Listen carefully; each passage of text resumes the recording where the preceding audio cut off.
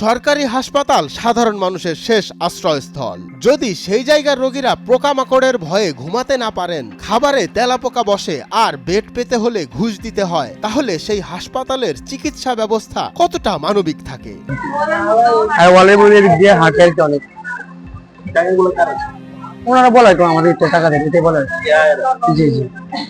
এমনই এক ভয়াবহ চিত্র উঠে এসেছে কুমিল্লা মেডিকেল কলেজ হাসপাতাল থেকে, যেখানে তেলাপোকা ও ছাড় পোকার দাপটে রোগীরা অসহায়। আমরা ভাত খাইতে পারি না, তেলাপোকা ভাতও উঠে, কানে দিয়ে উঠে। এরপরে আমরা হেতা করে বলি, তারা কিছু করে না, পরিষ্কার পরিচ্ছন্ন নাই, তারা কিছু রাখে না। স্প্রে তো কিছু পারে না। দেখেন তেলাপোকা কি অবস্থা, বসে খাওয়া যে খাবে সেই অবস্থা নাই। দেখেন পরিচ্ছন্নতা নিয়ে উদাসীনতা দেখা যায় চরমে, আর খালি বেড থাকার পরও টাকা ছাড়া রোগীদের জায়গা দেওয়া হচ্ছে না, এমনটাই জানালেন রোগীরা। আমি প্রথম আসছি, আমাকে বারান্দায় রাখা হয়েছে। এখানে রাখার জন্য আমি 50 টাকা দিছি, সিটে উঠার জন্য আবার 50 টাকা দিছি।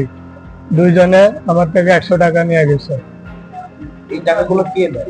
এগুলা ওই যে খালা কয় যে ওরা সিট বা করে দেয়, চাদর লয়ে যায়, আবার বিষয় দিয়ে যায়। রোগীদের অভিযোগ, তারা যে বেডে শুয়ে আছেন সেখানেই তেলাপোকা ও ছাড় পোকার বসবাস। শুধু বিছানাই নয়, খাবারের প্লেট, ফ্লোর, এমনকি রোগীদের গায়েও এদের দেখা যায়। শুধু বড় সব তরকারি বা কিছুতেও আমরা হন জানা, সব দিকে সুবাসে খায়াম কেমনে।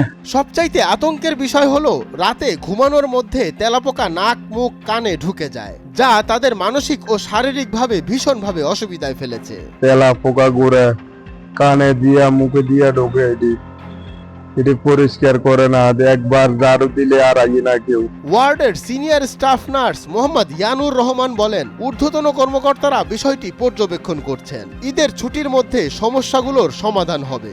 ঈদ উল ফিতরের সময় যখন রোগী একদম ছুটি হয়ে যাবে, সম্পূর্ণ নির্মূল করার জন্য পদক্ষেপ নেওয়া হবে। এই বিষয়ে আমাদেরকে পরিচালক স্যারও জানাইছেন। সরকারি হাসপাতালে যেখানে বিনামূল্যে চিকিৎসা ও থাকার ব্যবস্থা থাকার কথা, সেখানে রোগীরা বলছেন টাকা না দিলে মেলে না বেড। ফ্লোরে থাকার জন্য 50 থেকে 100 টাকা, আর বেডের জন্য দিতে হয় 200 থেকে 300 টাকা পর্যন্ত।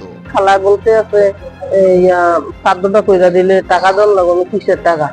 কোনো টাকা নাই। বলে না, টাকা দেন লাগবে। কইলাম কত টাকা? 100 টাকা। আমি বললে তো আমরা গরিব মানুষ, 100 টাকা করতে দেন, 50 টাকা নাও। বলে না, হইতো না।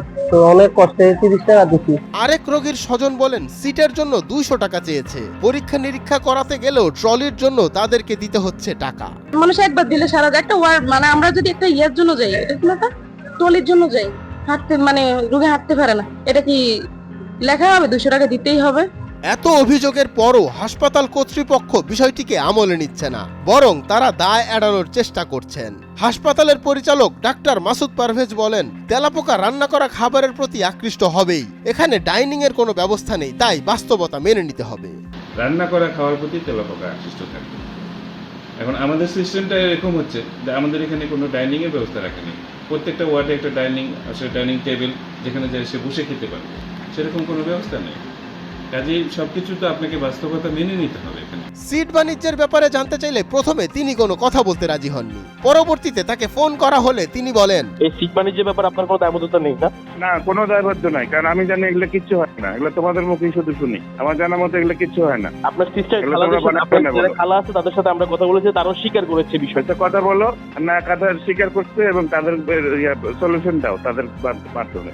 আমার কাছে কেউ কোনো ইয়া নাই। এখন দেখার বিষয় হলো, ঈদের ছুটির পর হাসপাতাল কতটা পরিবর্তন হয়, নাকি আগের মতোই চলে অব্যবস্থাপনা ও দুর্নীতির দৌরাত্ম্য। মঞ্জুর এ মাওলা, নয়া দিগন্ত।